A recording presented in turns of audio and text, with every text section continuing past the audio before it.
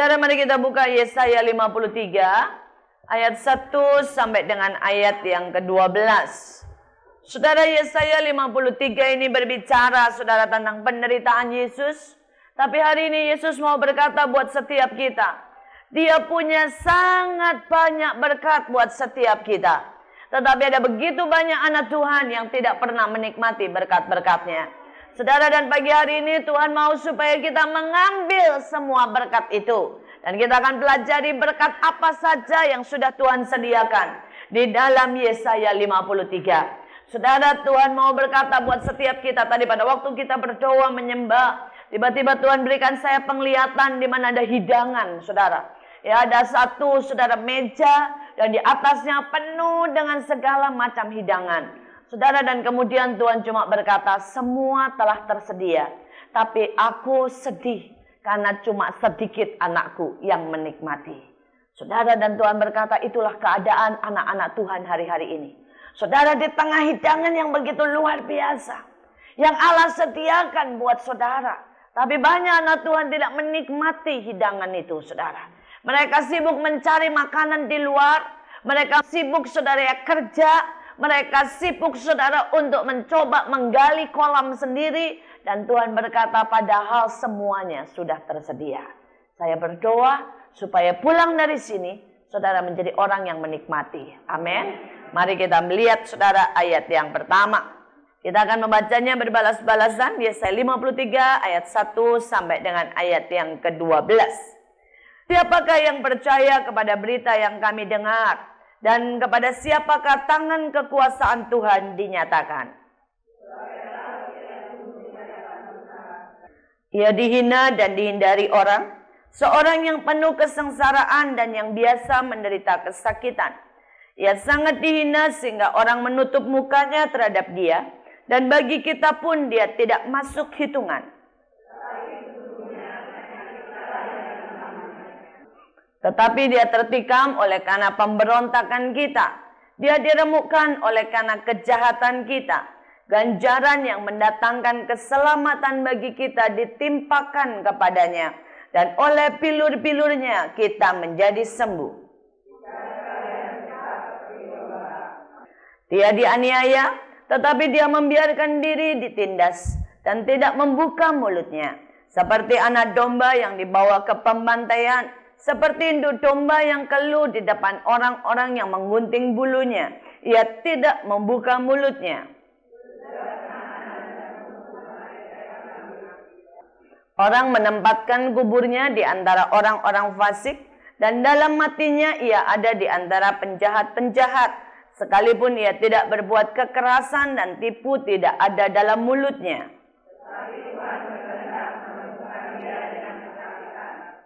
Sesudah kesusahan jiwanya, ia akan menjadi terang dan menjadi puas. Dan hambaku itu sebagai orang yang benar akan membenarkan banyak orang oleh hikmatnya. Dan kejahatan mereka dia pikul.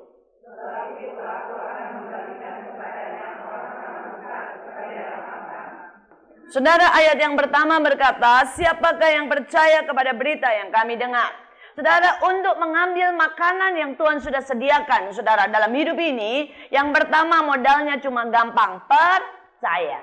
Tapi orang-orang susah buat percaya, saudara, ya. Seringkali kita tidak pernah berdoa sungguh-sungguh karena kita tidak percaya. Kenapa, saudara, kita tidak pernah, saudara, yang meminta hal-hal yang besar karena kita tidak percaya. Seringkali saudara kita juga, saudara, masih tidak bisa tidur, stres, saudara, ya. Kalau ada masalah sebenarnya intinya karena tidak percaya, saudara.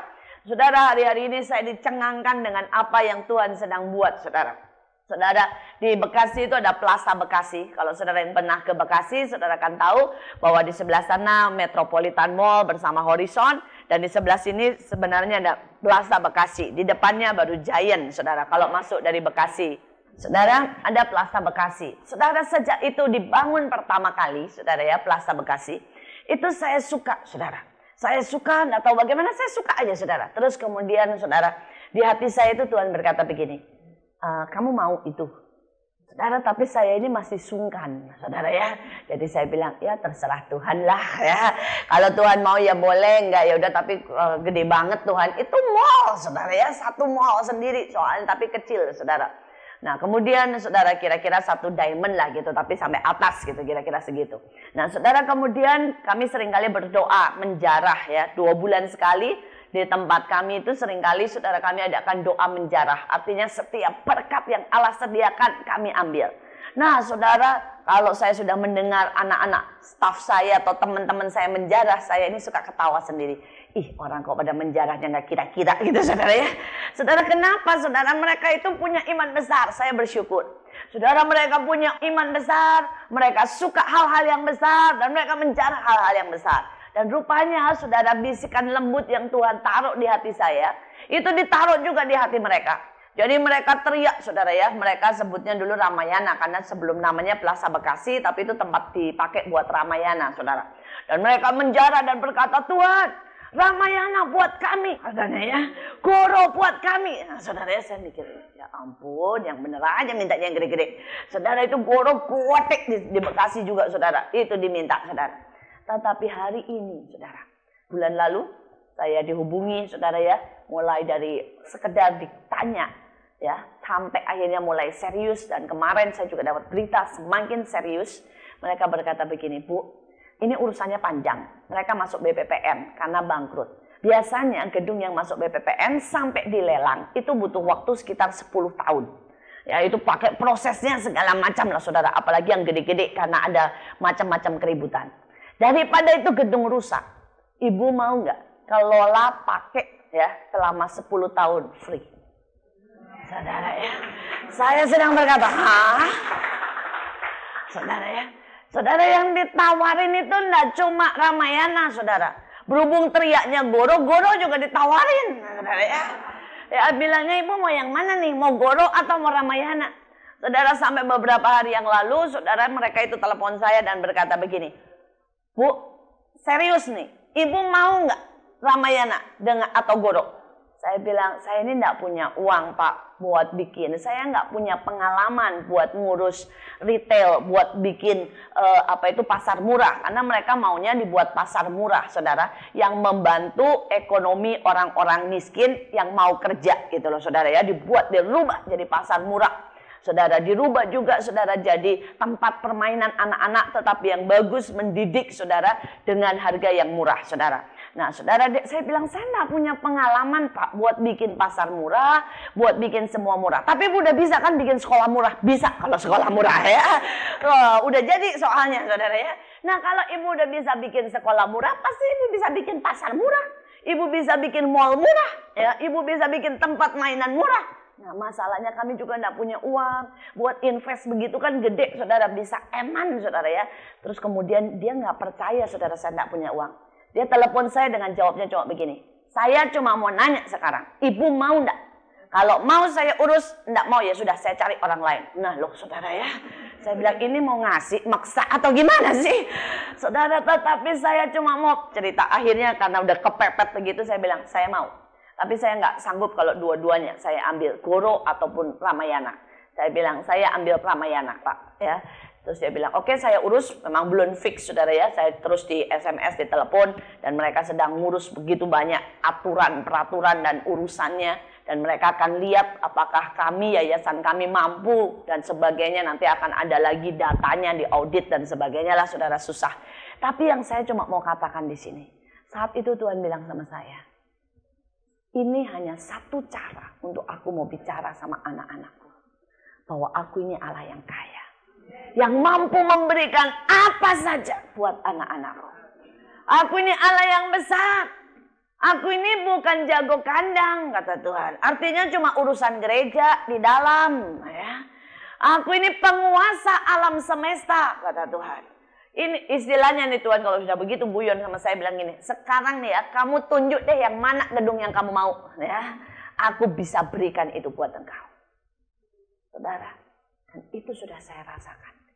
Itu gedung saudara Ramayana atau Plaza Bekasi ini paling mudah dibangun saudara. Masih bagus kondisinya oke. Dan begitu saja saudara, Allah bisa buat. Hari-hari ini saya berdoa supaya saudara mulai belajar percaya. Amin. Kalau Allah bisa rubah semuanya. Dari Pemda Bekasi yang paling anti sama kekristenan. Sekarang Allah percayakan banyak hal. Saudara, mereka bahkan nawarin saya banyak hal. Ya.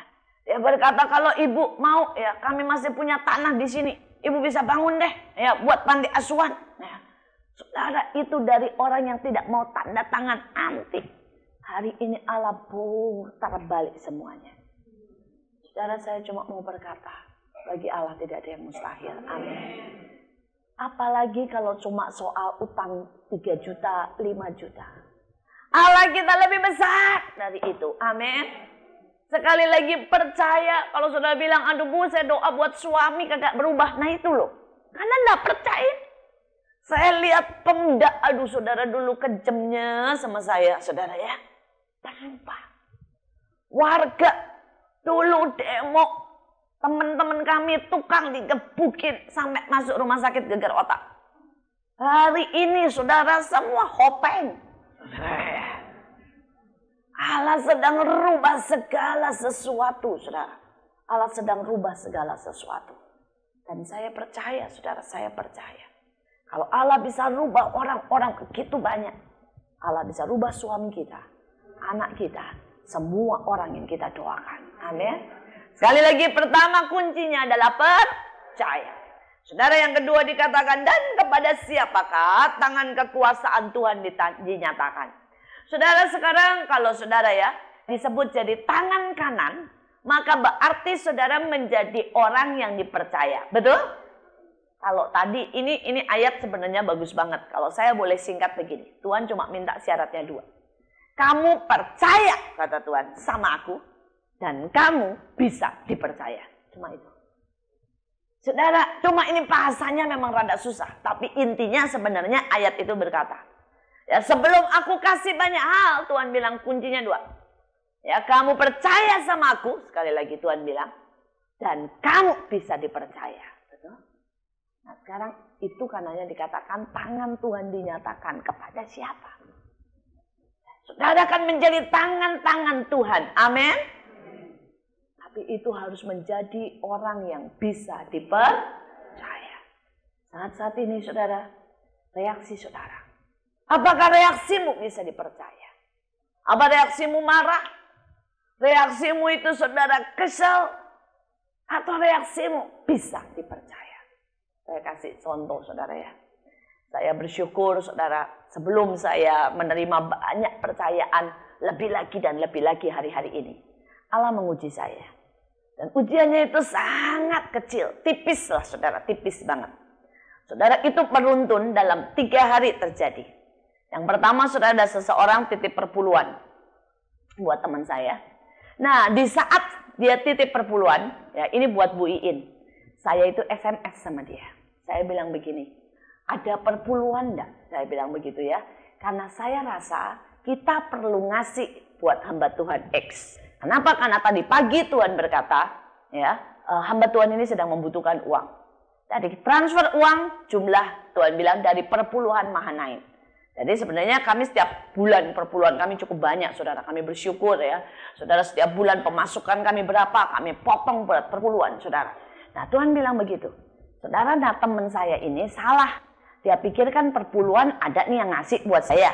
Saudara, dia kirim perpuluhan saya, bukan perpuluhan Mahanaim. Perpuluhan saya yang dikasih, ada orang ngasih buat saya, dikirim saudara langsung. Dan dia SMS saya bilang, Cik, sudah beres perpuluhan yang buat kamu saya kirim ke hamba Tuhan itu. Terus saya bilang, perpuluhan yang mana? Ada orang kasih perpuluhan sekian juta. Oh gitu ya. Saudara, saya bisa kesel, bisa kan? Itu duit saya, gitu ya. Kok nanya apa masuk ke sana, bisa kan? Saudara, belum lagi. Ada orang telepon sama saya. Bu, sudah terima belum? Apanya? Saya bilang, ya. Uangnya. Lu kenapa? Saya transfer, Bu. Saya bilang, nomornya berapa? Saya sudah minta sama anak buah ibu, nomor pribadi Ibu Iin. Karena saya Tuhan bilang suruh kasih buat ibu pribadi. Terus saya bilang, iya nomornya berapa Pak? Dia kasih sebutin, itu bukan saya Pak, itu nomor Mahanaim. Saya bilang ya. Terus dia bilang, kok bisa salah ya? Saudara ya, dan itu enggak satu. Dalam 3 hari ini, itu beruntun. Total nih saudara ya, 30 juta melayang. Saudara ya. Jadi semua yang enggak tahu bagaimana Tuhan berkati saya tuh hampir 30 juta. Saudara, itu melayang semua saudara ya. Itu gara-gara salah administrasi, salah dan sebagainya, itu semua masuk ke tempat orang lain semuanya. Ya, ada yang masuk ke Mahanaim, ada yang ke hamba Tuhan lain, pokoknya muter semuanya, saudara. Terus saat itu Tuhan diam aja. Tapi hari-hari itu bisa bersyukur. Ini benar-benar anugerah. Saya tuh tidak marah. Kesel juga kagak. Ngurusin siapa ini yang salah, itu juga enggak. Saya telepon pun tidak, saudara ya. Ngurus untuk siapa yang berbuat kesalahan, enggak saya urusin. Saudara, dan pada waktu itu Tuhan bilang apa? Lulus. Kalau kamu nih ya ngurus siapa yang salah, berarti hatimu terikat sama duit. Berarti kamu masih menyintai duit. Dan kamu tidak percaya bahwa apapun yang terjadi dalam hidupmu, itu semua diatur oleh Tuhan. Dan kamu masih menyalahkan manusia. Tuhan bilang kepada saya, karena kamu lulus, aku akan percayakan lebih banyak lagi perkara yang besar dalam hidupmu. Saudara, dalam hidup kita. Ya, sebelum Tuhan itu mau kasih berkat besar, saudara, kita ini harus bisa dipercaya. Kalau urusan kecil aja kesinggung temen, kita marah. Kata Tuhan, yang model begini mah kagak bisa dipercaya. Nanti kalau jadi hakim ya, lihat orang sebel dia hukum 10 tahun, betul kan? Yang ini menjilat senang dia bebasin, betul kan? Karena tidak bisa dipercaya, saudara. Kalau urusan pribadi selalu harus nomor 1, saudara. Begitu kita jadi pemimpin misalnya ya. Urusan pribadi nomor 1, saudara ya. Tuhan bilang nggak bisa dipercaya. Nanti dia memerintah kerajaanku. Ya, merebutnya. Bahkan memanfaatkan semuanya. Bukan jadi pelayan. Betul nggak? Saya barusan tadi pagi ketawa, saudara ya. Ada beberapa orang yang mau pergi ke Semarang mengadakan acara. Terus ada banyak mobil yang mesti dibawa ke Semarang, yang mau dipinjam, saudara ya. Saudara, dan ada beberapa orang yang punya mobil cukup bagus. Dan mereka bilang, janganlah, nanti yang nyetir jelek. Janganlah, nanti rusak. Yang ini sih nggak bisa dipercaya. Terus saudara, akhirnya singkat cerita. Beberapa orang yang nyetirnya paling jelek, yang paling miskin, yang paling tidak bisa dipercaya, belum dapat mobil. Terus Tuhan senyum cuma bilangin, terus gimana? Saya dengan senyum bilang, ya gimana lagi kalau nggak pakai mobilku Tuhan, ya. Jadi saya bilang, ya udah, pakai mobil saya aja, ya. Bawa ke Semarang, pulang pergi. Terus Tuhan bilang, itu loh pemimpin. Saudara, orang lain bisa berkata, enak aja. Yang lain dong, masa pinjam ke pendeta, itu saudara ya. Saudara, tapi itu enggak berlaku, saudara. Kalau saudara mau dipercaya, saudara yang harus rela, saudara yang harus merendah, saudara yang harus jadi teladan, saudara.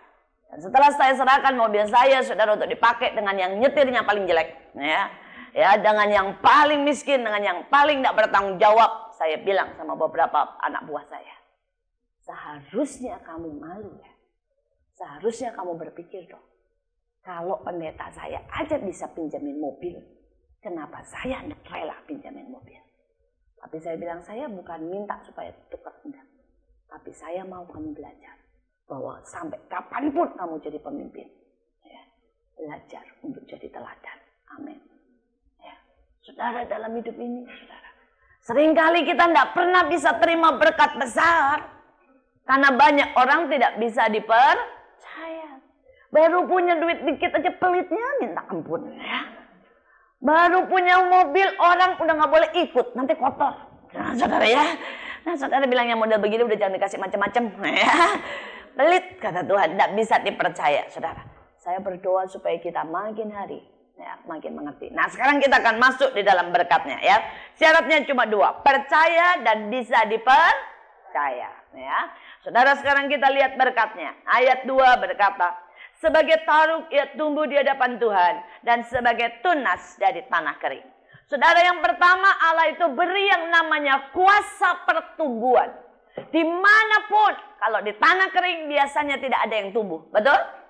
Tetapi di sini dikatakan, Dia tumbuh sebagai tunas di hadapan Tuhan di tanah yang kering. Betul? Saudara, ini artinya ada satu kuasa pertumbuhan di dalam hidup Yesus. Dan itu sebenarnya bisa diberikan buat setiap dari kita. Saudara, orang seringkali ya maunya itu berkatnya. Tapi dia tidak tahu jalannya. Yang saya kasih hari ini bukan berkat ujungnya. Tapi jalannya. Saudara, sekarang kalau saudara punya usaha kecilnya kayak apapun. Kalau bertumbuh bisa jadi besar. Betul nggak? Tapi usaha besarnya kayak apapun. Kalau nggak bertumbuh namanya mati. Betul nggak? Saudara, demikian juga dengan iman. Saudara boleh punya iman besar. Saudara, kalau nggak bertumbuh itu mati. Tapi saudara boleh punya iman kecil. Kalau bertumbuh sekali lagi akan jadi besar. Kalau saudara ini ibu-ibu yang punya anak. Ya, anak kelas 4 SD. Maka di situ ada ciri-ciri makhluk hidup. Ya, salah satunya adalah apa saudara? Bertumbuh. Ya, kenapa? Karena saya ngajarin anak saya, saudara ya, walaupun anak saya sekarang sudah kelas 6. Tapi itu memang benar. Bahkan saudara berkata, lah saya ini hidup bertumbuh, tidak bertumbuh. Kalau saudara tidak bertumbuh, ada sel-sel yang tiap hari bertumbuh dan diperbaharui, saudara sudah mati. Saya punya om saudara, dia meninggal dunia karena dia tidak punya ya pertumbuhan dalam selnya. Istilahnya saudara, selnya ini tidak bisa regenerasi. Saudara, dan dia makin hari makin lemah. Itu penyakit saudara langka sekali. Dari 1 juta orang, kurang lebih cuma 1 atau 2 orang yang kena penyakit itu. Tapi saya melihat penderitaan om saya. Dari orang yang begitu gagal luar biasa, saudara.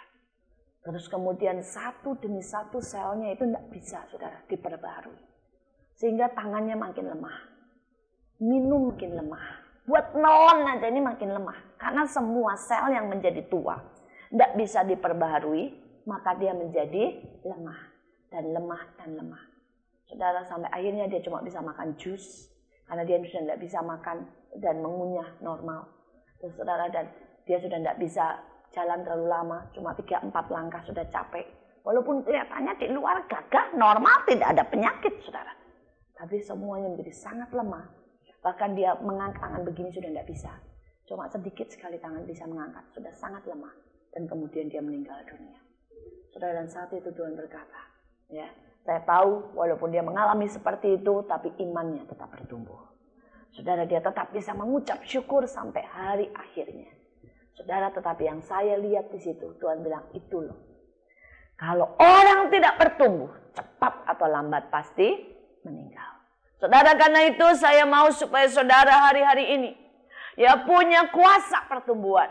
Saudara, ini disediakan buat saudara. Ya, caranya bagaimana mengaktifkan, sekali lagi percaya. Saudara nanti pulang, saudara bilang, Tuhan aku terima kuasa pertumbuhan. Saudara lihat anak saudara tumbang tangan. Bertumbuh dalam nama Yesus. Bertumbuh imannya, bertumbuh akhlaknya, bertumbuh kepandaiannya. Amin. Saudara lihat usaha suamimu tumbangin tangan. Dalam nama Yesus kuasa pertumbuhan turun dalam hidupnya. Supaya perusahaan ini menjadi besar. Bertumbuh menjadi dahsyat. Amin. Saudara-saudara mulai ucapkan.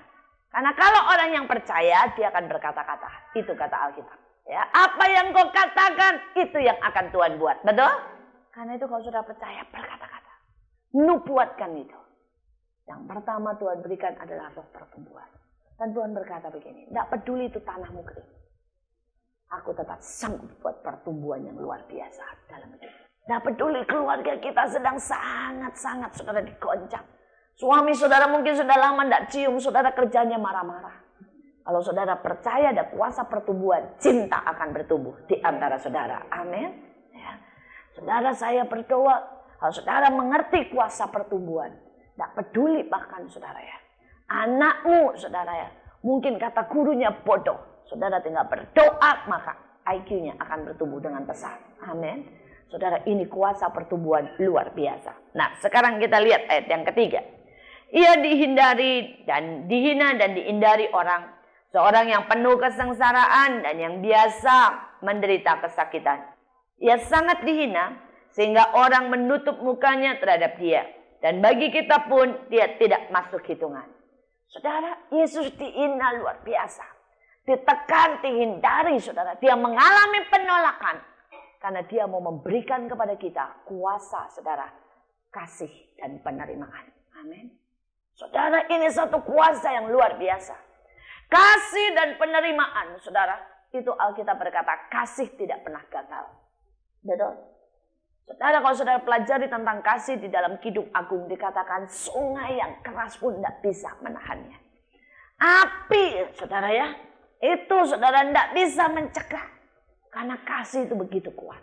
Kasih itu tidak pernah gagal. Kasih itu tidak berkesudahan. Saudara, dia ditolak supaya kita dapat diterima. Satu hal yang orang manusia ini cari adalah dia diterima. Saudara, saya ketemu dengan banyak orang. Kenapa orang itu jadi stres? Karena dia tidak diterima. Tadi pagi kalau saudara sempat baca koran, saya sempat baca koran. Ada satu anak membunuh 7 temannya, ya, di Amerika Serikat, tapi saudara. Saudara, dan ditulis di situ, ini anak tidak pernah diterima oleh teman-temannya. Dia anak yang aneh, ya, karena ayahnya meninggal karena bunuh diri. Kemudian ibunya masuk rumah perawatan rumah sakit jiwa. Saudara, sehingga anak ini memang aneh, dari sononya aneh, saudara. Selalu pakai baju hitam-hitam, seringkali depresi. Dan dia makin tidak diterima sama teman-temannya karena dalam tanda kutip dia aneh. Dan suatu hari, saudara, dia ambil senapan. Dia bunuhin teman-temannya, saudara. 7 orang. Ya, dan akhirnya dia bunuh diri. Saudara, dia cuma mau berkata, aku dendam sama kamu karena kamu tidak terima aku. Karena kamu selalu anggap aku aneh. Saudara, tetapi benar. Orang ditolak itu, saudara ya. Itu menyebabkan hati itu kayak dikoyak. Ada banyak orang gila, stres, jadi jahat. Itu karena tidak diterima. Karena tidak diterima. Nah, hari ini, siapapun saudara, saya mau berkata, Yesus menerima kita. Amin. Yesus menerima kita. Dan kalau saudara mengerti tentang kuasa penerimaan, luar biasa. Saudara, dia terima kita apa adanya. Sejelek apapun. Ya, dia itu benar-benar berkata, nak, tidak peduli kamu sejelek apapun. Asal kamu mau, aku akan proses jadi indah. Amin. Saudara, saya sungguh-sungguh lihat betapa luar biasanya Tuhan. Saya itu kadang-kadang heran dengan pilihan Tuhan. Orang-orang yang baik, saudara ya, seringkali saudara, dia tidak pakai terlalu dahsyat. Tetapi justru orang-orang yang jelek, tapi yang hatinya mau diubahkan, ini dibentuk dan menjadi luar biasa. Ya, menjadi luar biasa. Saya masih ingat seseorang teman saya di Belanda. Saudara, dia ini seorang wanita, saudara ya, yang dia janda karena dicerai suaminya. Karena suaminya mendadak stres gila. Terus kemudian dia juga mengalami, saudara, yang namanya, saudara, mau diperkosa. Dan kemudian, saudara, dia ditolak juga. Saudara, dan itu membuat dia luka sekali. Dia orangnya itu galaknya setengah mati, saudara. Selain galak, aneh, pelit, saudara. Wah, udah galak, aneh, pelit, campurlah semuanya, saudara ya. Terus kemudian bukan cuma itu saja. Dia ini juga, saudara, seringkali stres. Dan kalau sudah stres sehari, perempuan loh bisa ngerokok itu mungkin berapa ya, 10 pak, saudara. Ngebul terus, saudara. Saudara, dan kemudian, singkat cerita, dia masuk ke kebaktian. Dia dilepaskan, saudara ya. Dia merasa Tuhan terima dia. Saudara, Tuhan kasih dia penglihatan. Dia mulai jadi pendoa syafaat. Kemudian ditambah lagi Tuhan memberikan dia seorang jodoh, saudara. Seorang perjaka laki-laki ting-ting istilahnya ya. Saudara ya, Tuhan kasih ke dia, saudara. Ya, usianya lebih muda, saudara. Tapi pada waktu dia berdoa, Tuhan bilang, ini adalah upah. Karena aku mau mengembalikan masa mudamu. Saudara, dan hari ini dia begitu berbahagia. Dia sifatnya berubah 180 derajat. Sejak dia diterima oleh Tuhan. Dia diterima di jemaat itu jadi pendoa. Walaupun orang tahu latar belakangnya. Bahkan dia diterima oleh keluarga ini, oleh pria ini, saudara. Sekarang tidak ada satu orang pun pernah lihat dia marah. Dia menjadi wanita feminim banget. Sampai saya aja kalah jauh sama dia. Dari tomboy ini, saudara, tomboynya yang benar-benar tomboy. Sekarang feminimnya lebih dari saya, saudara ya. Saudara ngurus rumahnya. Aduh, saudara, masak semuanya dia berikan yang terbaik sama suami dan anak-anaknya. Saudara, dia sekarang menjadi pendoa syafaat yang luar biasa. Saudara, dan dia tidak rokok tuh 1 batang pun tidak dia sentuh. Saudara, dan dia menjadi orang yang selalu senyum dan sukacita. Dan saya berkata, Tuhan, kok bisa ya? Berubah 180 derajat itu benar-benar berubah nyata. Dan Tuhan cuma berkata, satu, diterima. Saudara, karena itu, kalau saudara punya ini, lakukan ini buat orang lain. Terima orang lain. Ya. Jangan belum apa-apa udah tolak. Saudara, teman saudara bawa mungkin anak rambutnya udah acak-acakan, kumal, bau lagi. Saudara bilang, awas ya, jangan main sama anak kayak begitu. Ya. Siapa tahu? Justru dengan penerimaan anak saudara. Asal saudara ajari supaya anak saudara jadi garam. Bukan garam yang tawar, yang diinjak-injak. Betul? Menjadi sesuatu yang berubah. Sesuatu yang berubah. Saudara, setiap dari kita juga harus belajar menerima. Saya ketemu dengan banyak anak-anak saudara di tempat kami yang sebenarnya punya latar belakang yang mengerikan. Ya, yang sebenarnya pernah dari gereja setan, yang pemabuk lah saudara, yang pencuri saudara. Saudara, tapi hari-hari ini mereka bisa diubahkan begitu rupa. Karena satu, ada kasih dan penerimaan. Dan pagi hari ini, kuasa itu sudah ditaruh di hati saudara. Artinya begini, kita tidak perlu susah-susah, kita sudah diterima. Dan kita pasti bisa menerima orang lain. Amin. Ya, sebenarnya ada satu aliran. Kita tinggal ambil dari Tuhan dan salurkan ke orang lain. Tapi banyak orang lain tidak menggunakan ini kuasa.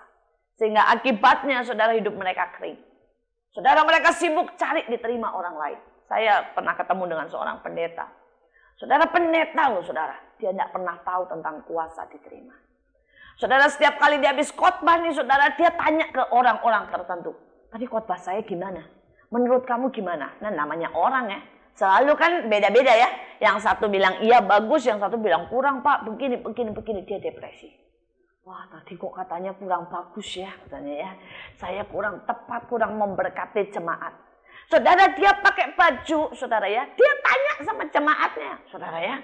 Pakai baju begini panas enggak, saudara? Karena dalam hatinya dia itu sebenarnya butuh diterima. Dia memang dari keluarga tertolak, dia dari orang miskin, tapi karena berkat Tuhan dia masuk sekolah Alkitab dan jadi pendeta. Tapi ada satu rasa pengen diterima. Nah, namanya selera orang. Yang satu bilang, Bapak pendeta kok pakai dasi merah nyorong gitu sih, kampungan banget ya. Yang satu bilang lagi nanti dia pakai dasi warnanya soft. Pak, soft begitu di depan kurang keren katanya ya. Saudara, ini pendeta, singkat cerita saudara. Stres, kepahitan sama jemaat. Stres. Saudara, dan akibatnya dia juga jadi jahat sama jemaat. Dia jadi nuntut. Dia jadi pemarah. Kenapa? Karena dia tidak pakai kuasa diterima. Amin. Sebenarnya dia tidak usah peduli. Dan dia ketemu saya waktu itu. Saya lagi pakai celana pendek. Karena saya memang tidak khotbah. Saya hari itu santai. Saya pakai celana pendek. Saya pakai kaos ketat. Saudara ya. Terus saya jalan-jalan. Saudara, terus ketemu dia. Dia bengong. Namanya bengong. Saya begini. Bu Iin. Ibu berani keluar rumah pakai baju begitu? Saya bilang, kenapa? Enggak. Ya.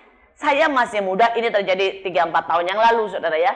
Saya bilang saya masih muda, saya merasa masih pantas pakai baju ketat sedikit. Saya bilang ya, saya masih pantas pakai celana pendek. Kenapa? Enggak, dia bilang, Bu nanti jemaat ngomong apa? Peduli amat saya bilang ya.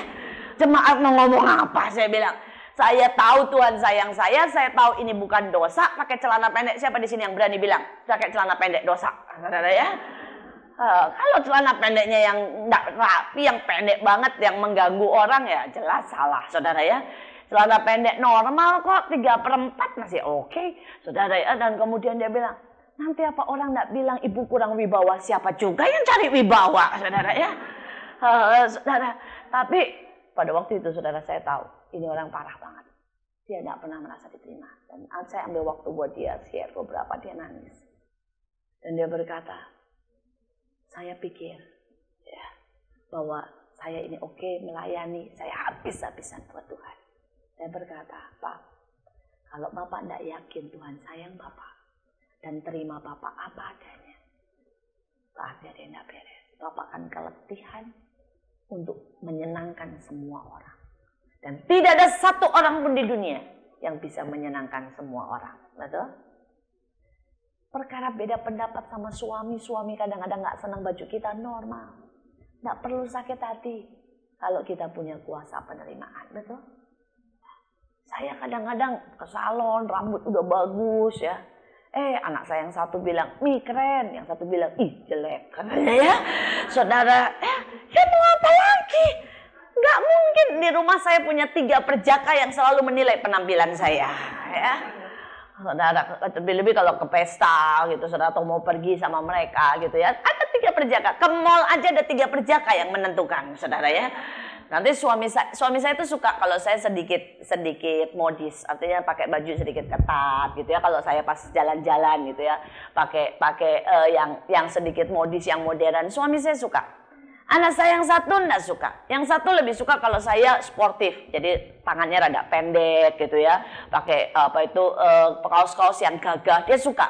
Yang satu lagi konservatif banget. Kalau bisa saya pakai tangan panjang, rok panjang, saudara ya. Ketutup dari atas sampai bawah, saudara ya.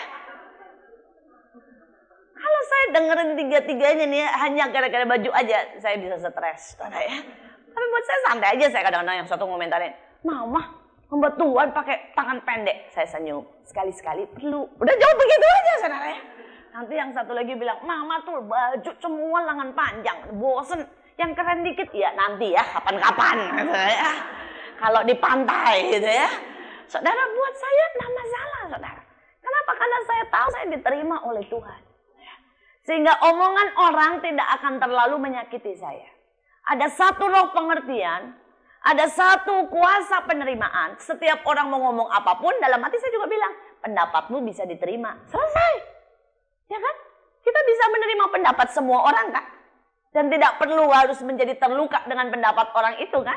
Orang yang punya kuasa penerimaan, dia bisa menerima pendapat orang tanpa terluka. Ya. Saya berdoa supaya saudara menjadi aman di dalam Tuhan. Ada satu rasa sukacita. Kenapa seringkali banyak ibu-ibu sampai ke salon ya, mata dioperasi, saudara ya, yang tidak punya kelopak dibikin kelopak ya, yang naik diturunin, yang turun dinaikin, saudara ya, hidung juga, saudara ya. Kenapa sih, saudara? Ya kenapa ndak berani yang gendut diet sampai melilit, katanya ya, yang kurus makan obat supaya rada seksi, katanya, saudara. Kenapa? Karena mereka ndak yakin dirinya diterima, saudara. Belajarlah untuk tahu bahwa kita ini diterima oleh Tuhan apa adanya. Ya. Ada ayat Alkitab yang berkata, saya suka ayat itu. Dia bilang, memang hitam aku tetapi cantik. Nah, saudara ya. Nah itu saudara dikatakan oleh salah satu permaisuri atau istri yang paling dicintai oleh Salomo. Betul? Itu ada di Kidung Agung. Artinya apa? Dia tahu dia punya kelemahan. Tapi dia juga tahu dia punya kelebihan. Dan setiap dari kita saudara harus punya begitu. Ada kuasa penerimaan. Dan kuasa penerimaan ini harus disalurkan kepada suami, kepada anak-anak. Saya ketemu dengan banyak suami yang stres karena gajinya cuma 5, misalnya 100. Setiap hari istrinya bilang ini, "Papa gaji cuma 500, gimana sih? Orang lain udah 500 juta, ini cuma 500 rupiah." Gitu ya.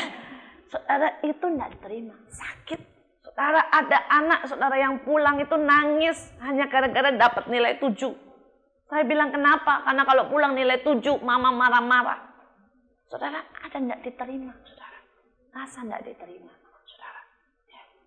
Saya ketemu seorang ibu, anaknya autis, saudara. Gara-gara saudara dia stres berat. Karena mertuanya minta dia punya anak yang pertama, itu laki. Cucu pertama harus laki.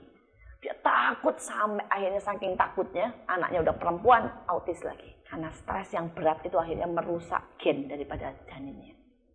Saudara, jangan sampai kita ini menjadi orang yang tidak bisa menerima dan juga tidak bisa, saudara, merasa aman dengan dirinya.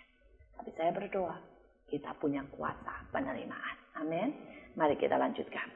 Kita lihat ayat 4. Tetapi sesungguhnya penyakit kita lah yang ditanggungnya, dan kesengsaraan kita yang dipikulnya. Padahal kita mengira dia kena tulah, dipukul dan ditindas Allah. Saudara, yang ayat 4 berkata bahwa ada kesembuhan di dalam hidup kita. Amin. Ada kuasa kesembuhan dan itu disodorkan buat setiap dari kita. Saudara, sejak dia mati di atas kayu salib, sejak dia dipecut, Alkitab berkata oleh bilur-bilurnya, saudara, dia memberikan kesembuhan buat kita. Saudara, banyak orang tidak pernah tahu. Sehingga kalau dia luka hati, saudara, dia bertahun-tahun tidak pernah sembuh. Kalau dia trauma, bertahun-tahun tidak pernah sembuh. Kalau dia ngalamin apapun, sakit dompetnya, mepet, miskin terus, saudara ya. Bertahun-tahun tidak pernah sembuh. Kalau dia malu, saudara, bertahun-tahun tetap malu terus, saudara ya. Saudara, ini salah besar. Saudara harus berani berkata di depan kaca dan katakan, engkau sudah sembuh. Amin. Apapun, saudara. Luka apapun dalam hidup ini, termasuk penyakit-penyakit, coba mulai berkata sudah sembuh, karena ada kesembuhan dan otoritas kesembuhan itu sudah dialirkan. Saudara, ada seorang yang kanker parah, habis saya lihat ini orang positif banget, setiap hari berkata sudah sembuh, padahal dokter udah bilang, dia dengar, saudara ya, dokter bilang ini stadium 4, tidak mungkin sembuh ya. Saudara, dan dokter kaget karena tiba-tiba ditemukan bahwa hatinya sudah kronis, saudara. Ya sudah parah. Dia bisa santai aja bilang ini, saya sudah sembuh. Tidak peduli sembuh di sini atau sembuh di surga, pokoknya sudah sembuh. Ya. Terus dia pakai hidupnya, saudara. Orang bilang kamu hati-hati dong ya, karena hatinya sudah rusak, sudah kronis, sudah kanker hati, sudah waktunya tinggal sebentar lagi. Jangan capek-capek, dia bilang ini, saya sudah sembuh. Kalau saya tidak sembuh di sini, ya sembuh di surga. Tapi saya akan pakai waktu saya untuk melayani Tuhan. Saudara, dokter bilang waktunya tinggal 1 tahun. Sampai sudah 15 tahun tetap hidup tuh, saudara ya. Saudara, dan tetap melayani Tuhan. Saudara, kenapa? Karena dia bisa menangkap dan menyedot yang namanya kuasa kesembuhan. Saudara, kuasa kesembuhan.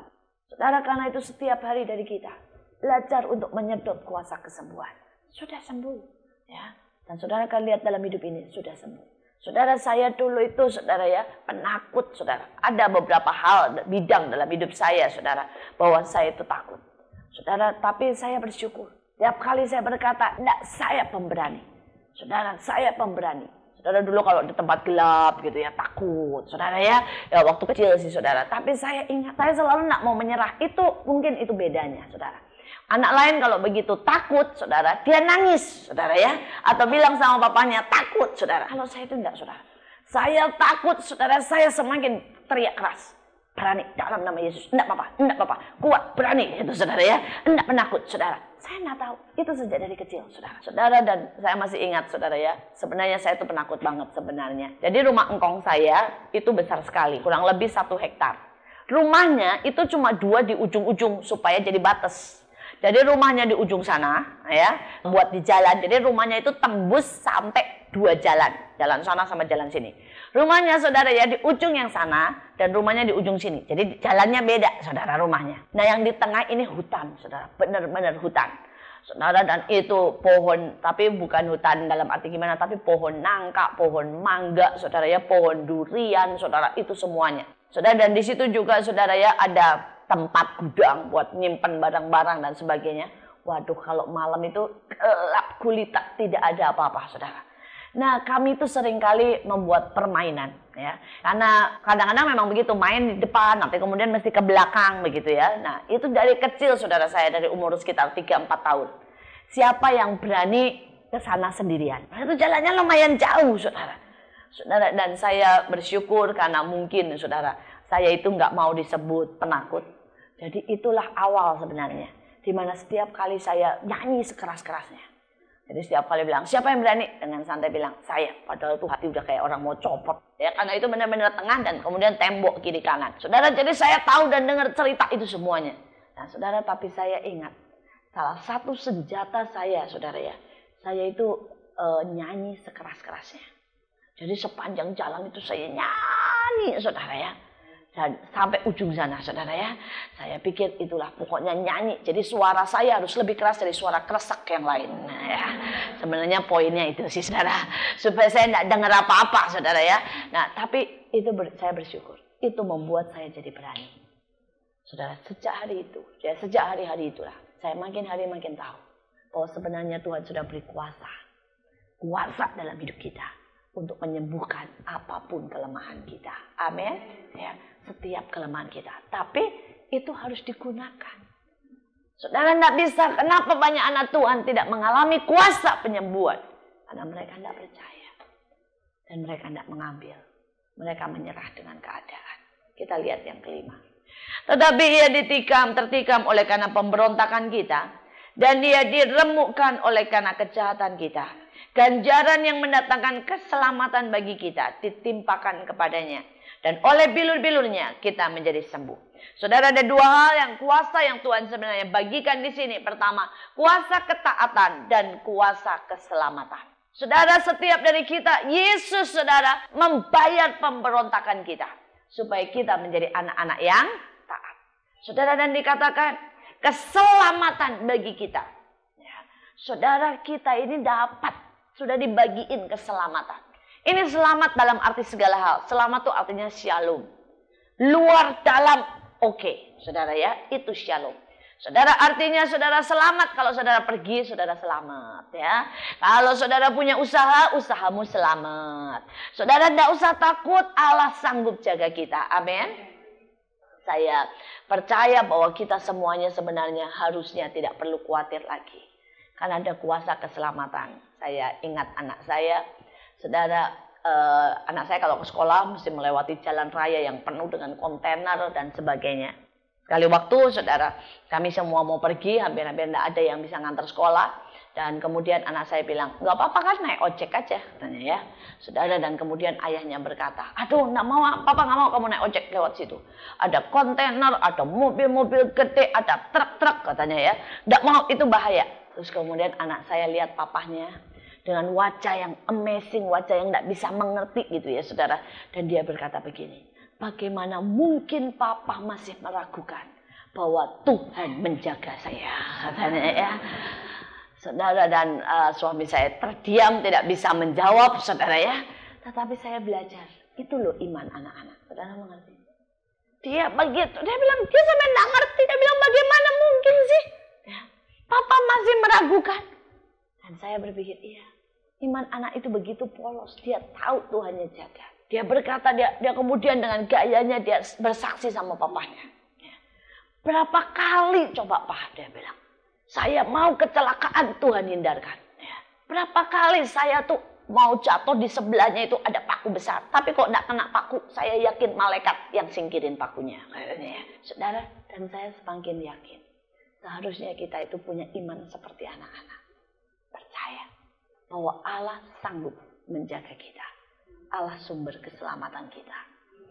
Kita lihat ayat yang ke-6. Kita sekalian sesat seperti domba. Masing-masing kita mengambil jalannya sendiri. Tetapi Tuhan menimpakan kepadanya kejahatan kita sekalian. Saudara, banyak orang hari-hari ini yang sesat. Tetapi saudara, hari ini saya berkata ada satu kuasa saudara yang Allah mau katakan. Sekalipun kita itu sebenarnya adalah domba yang bodoh. Tapi hari ini Allah berikan jalan buat kita. Amin. Saudara, jalan ini sudah Allah buka. Bahkan Yesus sendiri berkata, aku ini jalan, kebenaran, dan hidup. Saudara tinggal mengikuti jejaknya. Kalau saudara mengikuti jejaknya itu aman. Saudara mengikuti jejaknya, maka saudara akan sampai ke jalan itu. Ibu saya baru bermimpi, saudara. Ya, dia mesti melewati satu tebing yang curam, kemudian gunung yang tinggi. Dia mesti melewati, saudara, daerah-daerah, saudara, yang berair. Saudara, dan itu ada 3 fase yang harus dia lewati, saudara. Dan kemudian dia sebelum itu dia duduk dan dia berkata, Tuhan, aku sudah tua, sudah umur 69. Mesti lewati kayak begituan, mana sanggup. Ya, itu dalam mimpinya. Terus kemudian Tuhan bilang, ikuti jejakku. Saudara, dan dia bilang, pada waktu itu saya mulai cari. Dan ternyata itu luar biasa. Pada waktu mesti menyeberang sungai. Ya, itu ada batu-batu yang ada gambar jejaknya Tuhan. Kalau kita ikutin, itu jalan aja santai walaupun nyeberang sungai. Sudah ada batunya, saudara ya. Dan ada jejaknya pas di situ. Pokoknya santai. Dia bilang, saya itu daki, kelihatannya gunungnya ngeri. Taunya. Begitu saya deketin, itu gunung juga ada jejaknya. Jadi kayak ada anak tangganya dikit-dikit, saudara ya. Pakai batu-batu dan ada jejak, ada kaki. Ada gambar kaki. Dan dia taruh pada waktu ibu saya taruh kakinya di situ. Dia bilang itu jejaknya enak sekali. Membawa damai. sejahtera. Itu padahal jejaknya di batu. Tapi rasanya bisa empuk. Dan Tuhan berkata, ikuti jejakku. Karena aku selalu sudah sediakan jalan buat engkau. Saudara, setiap dari kita, ya, kita mungkin jalannya berbeda-beda. Panggilan saya beda dengan panggilan saudara. Tapi saudara tinggal mengikuti jejak Tuhan, maka kita akan sampai ke tujuan. Amin. Tiap orang punya jejak yang berbeda, tapi kita harus mengikuti jejak gembala kita. Karena gembala kita lah yang sudah memberikan jalan buat kita, supaya kita tidak tersesat. Kita lanjutkan. Kemudian, saudara, ayat yang ke-7, ia dianiaya tetapi dia membiarkan diri ditindas dan tidak membuka mulutnya seperti anak domba yang dibawa ke pembantaian, seperti induk domba yang keluh di depan orang-orang yang menggunting bulunya, ia tidak membuka mulutnya. Saudara, yang ke-7 adalah kuasa pengendalian diri. Alkitab berkata, siapa yang bisa menjaga dan menguasai mulutnya, maka dia bisa menguasai seluruh tubuhnya.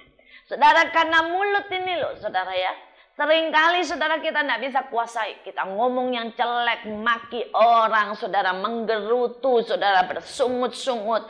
Bahkan Alkitab berkata, saudara ya, mulut itu saudara seperti api yang bisa membakar seluruhnya, saudara. Nah, karena itu saudara, Yesus sebenarnya sudah memberikan kuasa mengendalikan diri. Kuasa mulut. Dia beri, ya saudara. Dan tinggal kita. Saudara bilang, buktinya saya masih tetap cerewet tuh Bu. Ya. Buktinya saya masih nggak taat buat ngomong. Saudara tinggal terima sekali lagi dengan iman. Saudara tinggal berdoa bilang, Tuhan, hari ini aku percaya bahwa kuasa penguasaan diri, pengendalian mulut salah satunya adalah bagian saya. Saya terima dengan iman dan saya punya roh ketaatan. Saudara, nah kalau sudah begitu, kalau diomongin Tuhan yang nurut cuma itu aja, ya. Karena sebenarnya saya rasakan, saudara, saya dulunya itu orangnya yang cerewet, jeplak terus saudara ya. Kalau saya tidak cerewet, tidak bisa ngomong di depan. Tapi sekarang setiap kali saya baru mau ngomong, di dalamnya ngomong, jangan, saya belajar diam. Saudara, kadang-kadang sudah ada orang 20 menit, saudara ya. Saya kadang-kadang saya jawab. Tapi kadang-kadang Tuhan bilang, sudah biarkan dia mengeluarkan semua sampahnya. Ya udah, saya dengerin aja. Saya belajar hari demi hari. Dan saya lihat makin hari Tuhan makin berikan penguasaan itu. Dan benar, setelah saya menguasai mulut saya juga bisa menguasai anak-anak saya. Saya bisa menguasai banyak hal. Karena itu mulai dari mulut. Kemarin saya baru membaca dan cerita orang, ngobrol sama orang. Dia cerita tentang Paul Cain. Paul Cain ini seorang hamba Tuhan yang luar biasa. Saudara, di usia 40 saja, kalau dia khotbah itu jumlahnya sudah sekitar 100.000 orang di Amerika Serikat. Tapi saudara, dia begitu penguasaan dirinya. Saudara, Tuhan berkata di usia 40 itu ya, pada waktu dia sedang puncak-puncaknya seperti itu. Tuhan bilang, tinggalkan semuanya. Berhenti melayani kebangunan rohani. Duduk diam di bawah kakiku. Saudara, dan dia adalah orang yang duduk diam di bawah kaki Tuhan. Dia khotbah kalau disuruh Tuhan. Dia pergi kemana yang Tuhan mau. Dia kakek-kakek. Ini orang lain yang dapat dari Tuhan. Private nomornya Bill Clinton, saudara. Pada waktu Bill Clinton, saudara, jatuh dalam dosa. Pada waktu Bill Clinton jatuh dalam perzinahan, saudara ya. Dalam dosa, dalam oral seks dan sebagainya. Dialah yang telepon ke HP-nya Bill Clinton yang private number. Yang punya itu cuma istri dan anaknya. Bahkan pengawal pribadinya aja tidak punya. Pada waktu dia telepon, Bill Clinton kaget sekali dan berkata, ini siapa? Dia bilang, saya Paul Cain. Saya hamba Tuhan. Kamu dapat nomor ini dari siapa? Dari Tuhan pribadi. Nah, terus dia cerita, dia bilang, ngaku, bertobat, ngaku. Tuhan janji, kamu tidak akan dicopot dari kepresidenan. Dan Allah membuktikan janjinya. Saudara, ini hamba Tuhan luar biasa. Dia punya ketepatan, tapi dia mulai dari penguasaan diri. Dia berhenti pada waktu orang sedang berkata Hosana, Hosana, Tuhan bilang berhenti, dia tinggal. Penguasanya diri kuat. Nah, kemudian kemarin kami baru cerita, salah satu tempat, saudara ya, orang pikir dia kakek-kakek, orang pikir dia orang biasa, saudara. Jadi sekali waktu, saudara, panitia undang ya hamba-hamba Tuhan beberapa untuk KKR dan khotbah seminar tentang kenabian. Saudara, dan kemudian beberapa hamba Tuhan itu calonkan Paul Cain, ya. Dan mereka akhirnya terima gitu ya. Oke, Paul Cain, tapi mereka tidak pernah tahu orangnya itu kayak apa. Nah, pada waktu ketemu jabatan tangan nih kakek-kakek, ini umurnya sudah 80 tahun, saudara ya. Paul Cain ini umurnya sudah 80 tahun. Jadi pada waktu jabatan lihat kakek-kakek dan dia cuma bilang, halo, bajunya enggak keren, kayak hamba Tuhan lain yang jas, yang bagaimana, cuma pakai hem biara dan dasi, umur 80 tahun. Ini orang langsung sudah di depan dia, marah. Sama teman-temannya bilang, wah, enggak bisa orang kayak begini dikasih session, 2 session. Ya, 1 session pun harusnya enggak usah, batalin aja. Ya, mana bisa, ya. Kita sekarang lagi muda, berkembang sudah begini. Oh, lawatan Allah sedang luar biasa, saudara ya. Dia berkata banyak, dia bilang, enggak bisa, ya. Ini yang datang nih orang pintar-pintar, ini hamba-hamba Tuhan, ya. Saya tidak pernah mengira 20 menit lebih, saudara. Ini orang ngoceh, saudara ya. Dan Paul Cain sama sekali tidak bicara. Tidak membuktikan, tidak cerita siapa dia. Dan tidak bilang apa-apa. Saudara, dan kemudian setelah 20 menit, ya, orang ini berkata, oke, sekarang kamu mau bilang apa? Gitu ya. Paul Cain bilang, boleh enggak kita ngomong? Ya, kamar, dan saya cuma pengen doakan kamu. Saudara, dan di kamar, didoakan, Paul Cain jabarin semua. Saudara ya, karena Tuhan bilang, orang ini begini-begini, masalahnya begini-begini, doakan dia, berkati begini. Keluar itu saudara dengan basah kuyup air mata dan berkata, kenapa orang-orang tidak pernah bilang ada hamba Tuhan yang begini canggih, tepat, penuh dengan kasih, ada hadirat Allah bicara dengan sangat tajam, saudara. Ya, terus Paul Cain berkata, saya lebih suka dikenal sebagai hamba Tuhan daripada dikenal sebagai orang yang bisa tepat menebak apa hidupmu. Saudara mengerti maksudnya? Banyak orang suka dikenal sebagai ya ahli nujum atau nabi yang tepat. Dia berkata, saya tidak mau. Saya lebih baik dikenal sebagai hamba Tuhan, cukup. Tidak usah pakai embel-embel yang lain.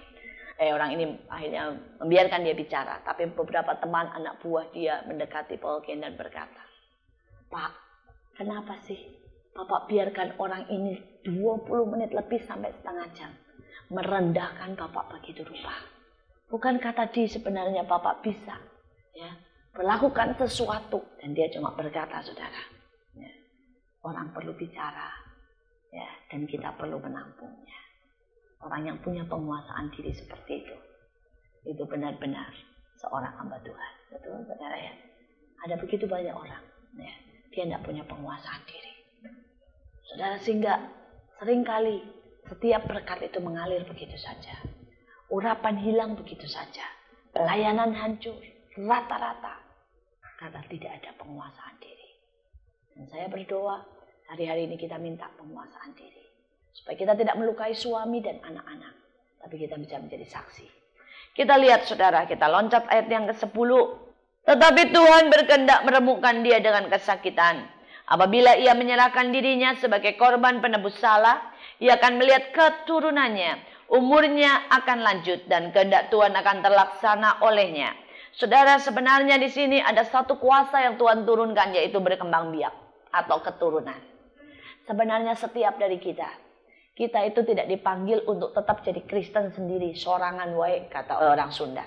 Tetapi saudara, kita ini akan dipakai menjadi orang yang terus memberi dampak buat sekitar kita. Amin. Dari satu orang, Tuhan berkata, satu aja dalam keluarga diselamatkan, seluruh keluarga akan diselamatkan. Betul? Itu janjinya kan? Jadi hari-hari ini, kalau saudara berkata, ada orang dalam keluargaku yang belum diselamatkan, klaim. Itu menjadi bagian saudara. Termasuk pembantu, sopir, klaim. Saya lihat itu dalam hidup saya. Semua sopir yang ikut sama saya cukup lama bertobat. Semua pembantu yang ikut cukup lama dengan saya bertobat. Saudara, saya doakan. Saudara, dan mereka dibaptis, saudara ya. Mereka bertobat, saudara. Karena itu saya berkata, ini kita harus terus. Ya, saudara-saudara kita, bahkan saya punya saudara-saudara yang di jauh, saudara, di luar negeri tersebar. Dan mereka ini ateis karena dari kecil hidup di luar negeri. Hari-hari ini kami terus berdoa, saudara. Dan saya lihat Allah itu luar biasa. Dia bisa ketemu orang Indonesia di sana, dia bisa ketemu persekutuan. Dan akhirnya kemarin beberapa hari yang lalu saya di SMS dan bilang, tahu enggak, Ya, si ini sudah bertobat, si ini sudah bertobat, si ini sudah bertobat. Saya sampai bilang, si ini kan saya tahu benar, ini orang free sex dari satu orang ke satu orang, saudara, dia hidup bebas banget di luar negeri, sudah bertobat. Ada yang orang tidak percaya banget Tuhan, sudah bertobat. Saudara, saya percaya janji Tuhan ya dan amin. Satu orang diselamatkan, seluruh keluarga diselamatkan. Kita lanjutkan, saudara, ayat yang ke-11. Sesudah kesusahan jiwanya, ia akan melihat terang dan menjadi puas. Dan hambaku itu sebagai orang benar akan membenarkan banyak orang oleh hikmatnya, dan kejahatan mereka dia pikul. Di sini Tuhan berikan hikmat, terang, saudara ya. Terang, hikmat, dan kebenaran menjadi bagian saudara. Saudara, hari-hari ini banyak sekali kebenaran yang diputar balikan. Tapi kita anak Tuhan akan membalikan kebenaran yang sesungguhnya. Ada hari-hari ini banyak orang yang tidak lihat terang. Mereka lihatnya gelap, saudara, semua gelap. Mainnya di tempat-tempat gelap, sukanya yang gelap-gelap, saudara ya. Tetapi saya percaya ini ada kuasa terang yang menembusi segala sesuatu. Amin. Saudara, ini hari-hari di mana kita punya hikmat untuk mengatasi segala perkara. Walaupun saudara punya masalah di pabrik, punya masalah di rumah tangga, punya masalah sama mertua, saudara akan punya hikmat. Punya hikmat untuk mengatasi segala sesuatu. Ya, saya bilang ada banyak orang, saudara, salah satu contoh nih. Saudara, ada banyak saingan, saudara, tentang catering ya, catering makanan orang kalau di pesta dan sebagainya. Dan teman saya berkata, waduh, saingannya banyak. Nggak ada rasanya, saya kalah lah kalau dibanding yang lain. Karena yang lain itu bisa lebih murah, banting harga bisa-bisan. Ya. Saudara, tapi Tuhan itu kasih dia hikmat. Tuhan bilang, kenapa kamu tidak bikin coklat celup sebagai komplimen, ya? Dari semua lah, roti dicelup, semuanya buah dicelup sebagai komplimen. Saudara, hanya soal itu orang-orang datang, saudara ya. Terus kemudian langsung, saudara, laku, saudara ya, cateringnya karena komplimennya. Saudara, yang lain lagi, saudara, pada waktu suaminya dia kehilangan pekerjaan. Ya, dan suaminya kehilangan pekerjaan dan dia berkata, Tuhan, ini mepet, gimana hidup? Saudara, kita butuh hikmat. Dia butuh hikmat. Dia berdoa. Dan Tuhan tiba-tiba dalam dia tidur, Tuhan kasih dia mimpi, saudara. Dan mimpinya itu lucu, saudara. Di mana dia melihat, saudara, dia bikin, saudara ya, playgroup di rumah-rumah, saudara. Saudara, dan dia mulai jalanin, saudara. Dia bikin tempat penampungan. Buat anak-anak, buat orang-orang tua yang kerja, dia bikin tempat-tempat penampungan. Ya memang tidak profesional, perumahan saja sederhana dengan keibuan. Tapi itu rupanya terus berlanjut dari satu daerah ke daerah lain, saudara ya. Dan dia bisa hidup dari situ, diberkati oleh itu. Saudara, kita lihat, Tuhan selalu punya hikmat buat kita. Amin. Selalu ada jalan. Dan Tuhan juga selalu memberikan terang. Seorang suami bilang sama saya, aduh Bu, saya itu bingung sama suami istri saya. Kenapa? Kayak nujum aja katanya ya. Loh, kenapa Pak? Iya, kalau saya bohong dia selalu tahu. Saya lagi mulai ngelirik nih, cuma ngelirik ya. Belum sampai macem-macem katanya ya. Saya cuma ngelirik sama temen ya, kantor saya. Saya cuma punya kelas gini. Teman saya ini lumayan juga ya. Dia udah bilang gini, Papa, saya tahu sih enggak ada apa-apa. Cuma saya berdoa supaya Papa jaga hati. Karena saya lihat ada teman kantor Papa ya, yang Papa suka katanya ya. Tahu juga katanya ya. Saudara, dia itu janjian makan sama orang ya, sama teman SMA-nya. Saudara ya, dia bilang, saya cuma janjian makan sama teman SMA saya, tapi memang ini bekas orang yang saya taksir, saya bilang ya. Saudara, dia janjian makan, besok pagi-pagi istrinya ngomong begini, Pak, kamu ngapain kemarin? Dia bilang, kenapa? Saya lihat ada ular deketin kamu, terus makan sama kamu. Dia bilang, gawat katanya ya. Saya punya penjaga katanya ya. Tapi dia bilang, saya bersyukur sih Bu. Saya tahu ribuan pengusaha sedang jatuh. Dan saya bersyukur karena istri saya melihat terang. Membuat saya dijaga benar-benar, saudara. Dan istrinya tidak pernah bilang ngelabrak, bilang, lu main gila ya, ada perempuan ya, gitu ya. Enggak. Dia selalu cuma berkata, Pak, Tuhan berkata begini, saya mendapat begini. Saudara, dan itu sangat menopang dia. Demikian juga pekerjaan. Dia sampai bilang, semua deh istri saya tak jadiin badan screening aja katanya ya. Kalau saya mau join sama siapa, saya ajak tuh orang makan sama istri saya. Nanti pulang-pulang istri saya bisa berkata, Pak, hati-hati, ini orang baik tapi rada bodoh gitu ya misalnya. nanti Bapak join sama dia ketipu terus loh, sama orang lain maksudnya, bukan sama temen ini. Ya, karena dia nggak bisa kerja gitu. Saudara, dan dia bilang, aduh enak kalau punya istri yang bisa melihat terang. Saudara, setiap dari kita, sebenarnya kuasa itu ada dalam hidup kita. Amin. Ya, karena itu kita harus belajar. Ya, kita lihat sekarang ayat 12 terakhir.